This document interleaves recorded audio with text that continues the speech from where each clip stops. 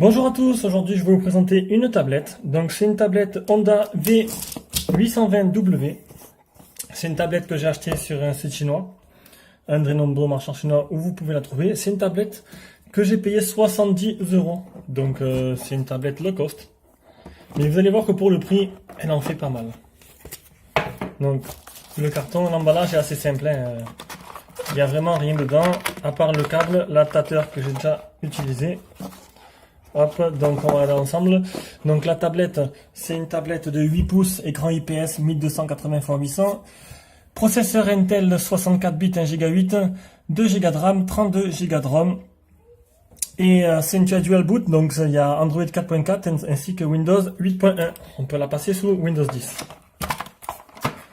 Donc ça va être juste une présentation et un déballage et je vous ferai le test par écrit.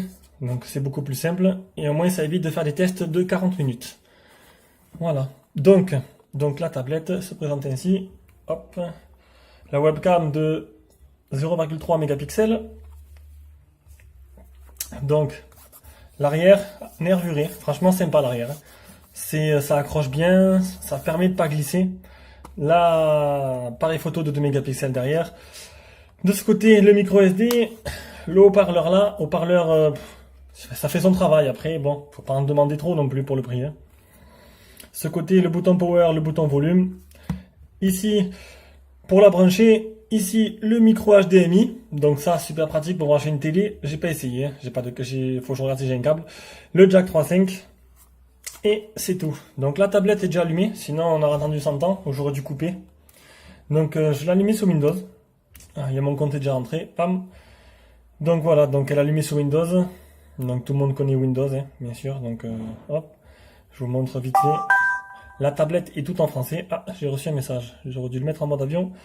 Donc la tablette est toute en français, voilà. Hop là, mon compte Microsoft. Qu'est-ce que je peux vous montrer? Hop, décidément. Le bureau. Donc voilà, c'était juste pour vous montrer. Normalement, alors je vais vous montrer un truc. Normalement, la tablette, quand vous la recevez, il y a un petit bouton pour switcher directement de Android à Windows. Enfin, de Windows à Android dans ce cas-là. Le problème, c'est que j'ai restauré la tablette parce que quand ils me l'ont livré, il y avait déjà un compte. Ah oui, il y a Microsoft Office offert pendant 1 an. Donc là, on me le demande de l'activer, je ne l'ai pas fait. Donc quand je l'ai reçu, il y avait déjà un compte intégré.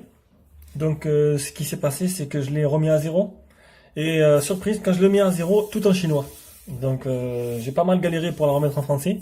Je ferai un petit tuto parce que j'ai réussi à le faire. Donc je ferai un tuto pour les gens que ça arrive pareil, parce que je pense que ça va arriver à certains. Voilà, donc pour moi ça c'est ok.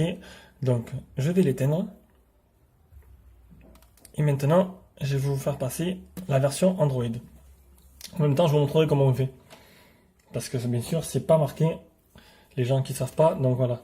Donc, bouton power, et après vous appuyez sur le bouton volume haut. Donc hop, power, volume haut.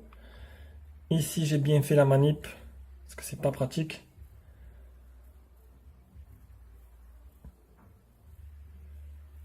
Faut pas être pressé.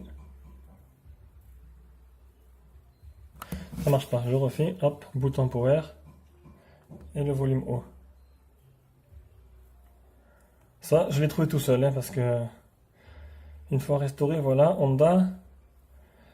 Et c'est parti, on recommence.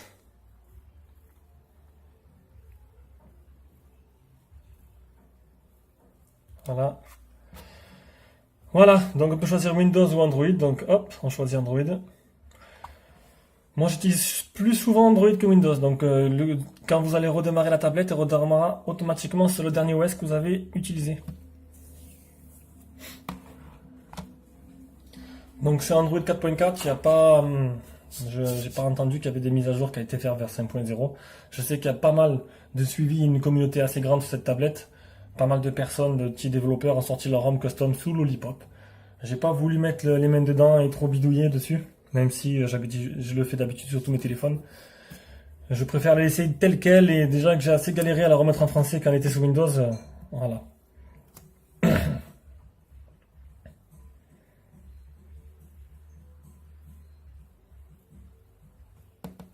Bon, donc voilà, je pensais que ça allait jamais arriver. Donc c'est Android 4.4 avec Google No Launcher, désolé. Donc c'est assez simple, hein. Vous connaissez tous Windows. La tablette n'est pas routée, donc je vais vous montrer ça. J'ai voulu tester, vérifier route. Voilà, donc elle n'est pas routée. J'ai installé un jeu Dead Effect 2, un jeu assez puissant que je vais faire une démo tout à l'heure pour vous montrer que même à 70 €, on arrive à faire tourner un des jeux du Play Store qui vient de sortir et qui prend vraiment pas mal de ressources. Donc voilà, j'espère que ça vous a plu et suivez la suite de mon test. Merci. Bon voilà, c'est une petite vidéo juste pour vous montrer la performance en jeu vidéo, pour vous faire tester le processeur graphique de la tablette. Donc là, je sais pas si vous voyez très bien, c'est le jeu Dead Effect 2, donc c'est un jeu qui vient de sortir. J'ai mis la luminosité au maximum et je vais vous montrer, option, j'ai mis les détails au mode extrême, donc au maximum de ce que je peux mettre. Et figurez-vous que ça tourne très bien. Hop. On voit pas très bien. Voilà, donc je vous montre. C'est plutôt très joli et ça tourne très bien. Donc j'y joué vite fait un petit quart d'heure pour voir un peu ce que ça donnait. Et honnêtement, assez surpris quoi. Donc par contre, voilà, la tablette, elle a tendance à chauffer. Je pense que c'est un peu récurrent de tous les processeurs maintenant. Donc une petite chauffe quand on joue au bout d'un moment, ça, on peut pas en passer. Donc voilà. C'était juste une petite vidéo assez courte pour vous montrer que franchement, elle en jette. Allez!